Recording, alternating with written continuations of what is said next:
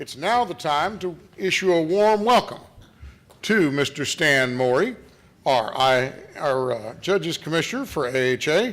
And Stan, would you tell us what's going on in AHA and with all things judging?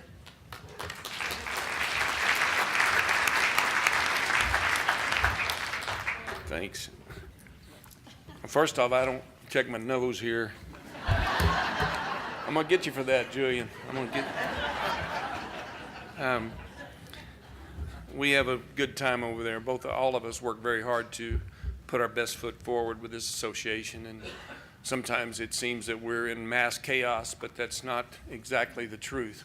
All of us at this association and the staff are extremely concerned about how we present ourselves and be professional with it at all times, as you can see with my nose moved this morning. So anyway, I've had the privilege to be in front of you guys since the fall of 2009.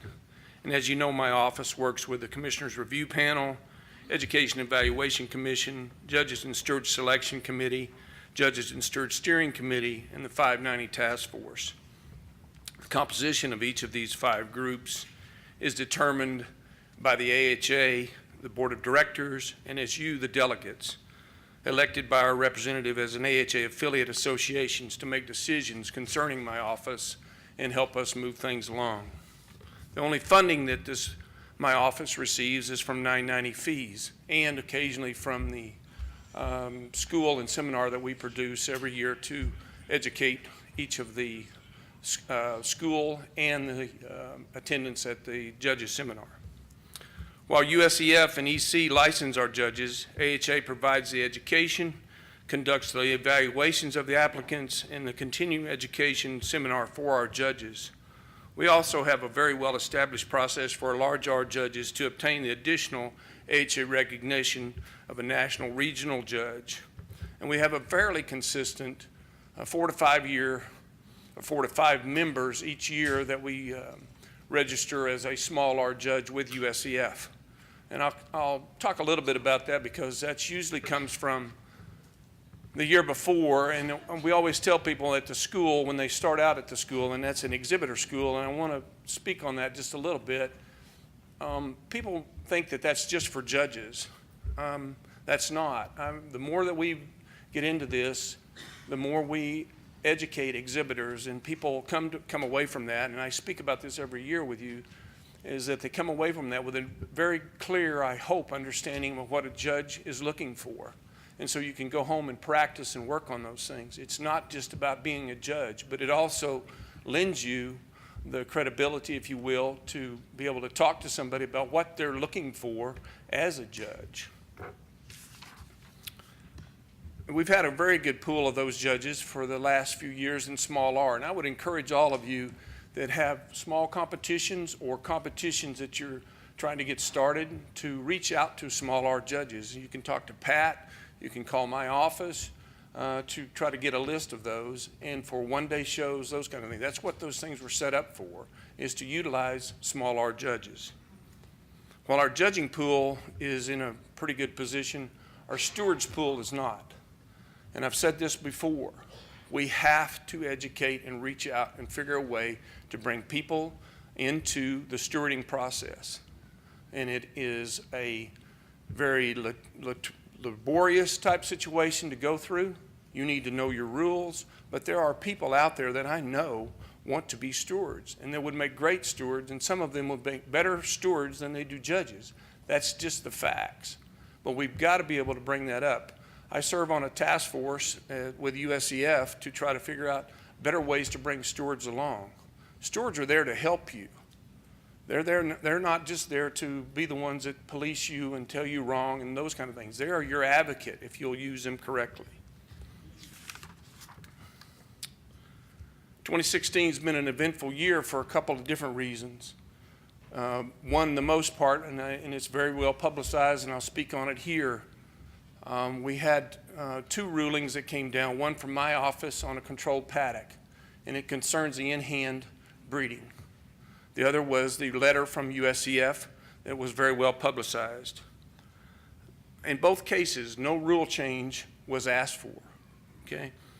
The only realization that we really came to, and I've been talking about this for a long, long time, and I think all of us here at this convention and other conventions knew this was coming. If we didn't start policing ourselves, something was going to happen. Something did take place. USCF issued a ruling to us.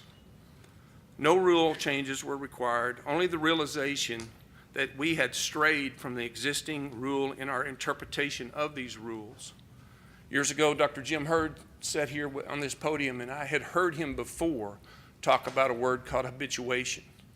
And that is a practice where you get used to seeing the same thing, even though you know it's wrong, it becomes acceptable. And that's where we were.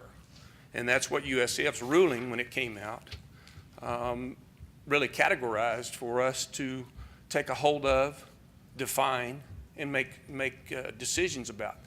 And again, USCF left us the options to do with what we wanted to, but they also told us in that ruling and in that letter that it was abuse as they saw it.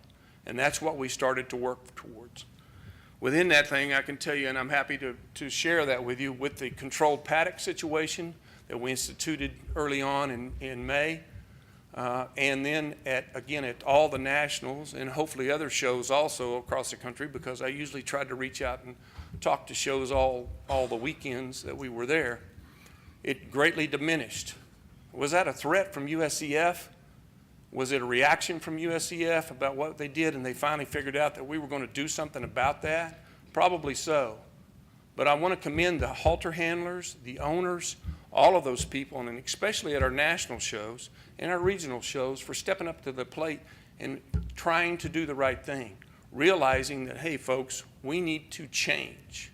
I said this the other day at the forum. I'll say it again. We have to culturally change on the way that we present the Arabian horse. It's just that simple. It's not acceptable. We have the most beautiful, and I said it at the board of directors meeting, we have the most beautiful creature alive to me as far as the horse equine industry. But we have to change this, and we as a body will do this. I don't want somebody else coming in telling us what we're going to do. That's what I don't want to have happen.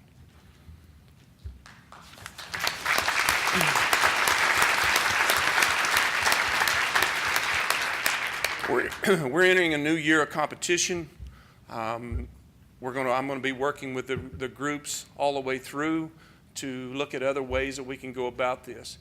And I said it again last year. It's not just in hand. It's also in the Western pleasure. It's in the English pleasure.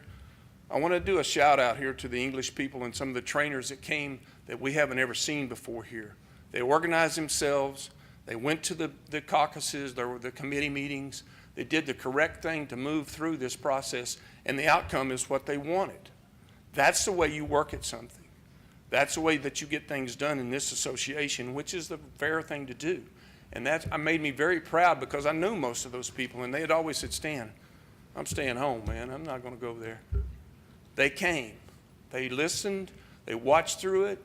They worked through it. And that's the way this thing works. That's what needs to happen with a lot of this stuff.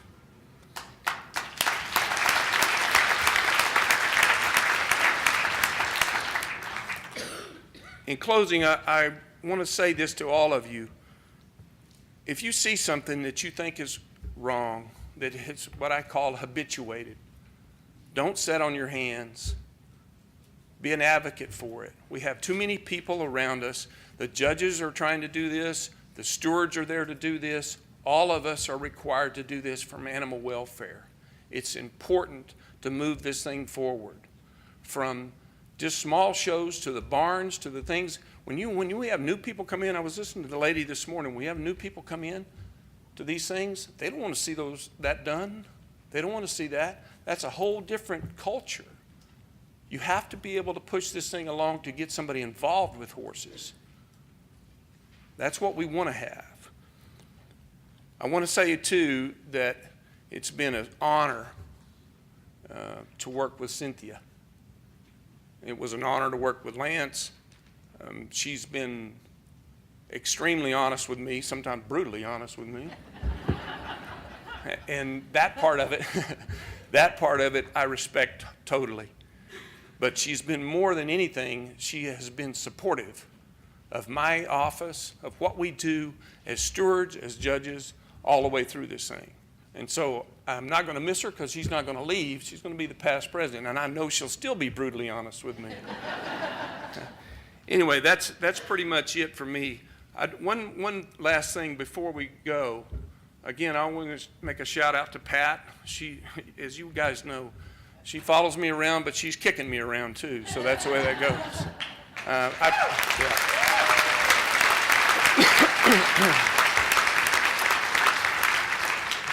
There is, before we announce the judges, on the U.S. national deal, we had a couple of blips, if you will. In the last 2 months, we've had some people that had some scheduling issues, so there's some TBAs on there that I didn't expect.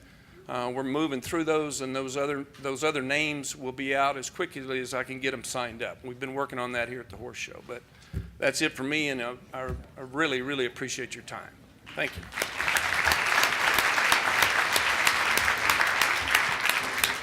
Stan, I think I speak for this body. We appreciate your straight talk. We appreciate your standing for what is right and your accessibility. Ladies and gentlemen, thank Stan Morey for his work, please.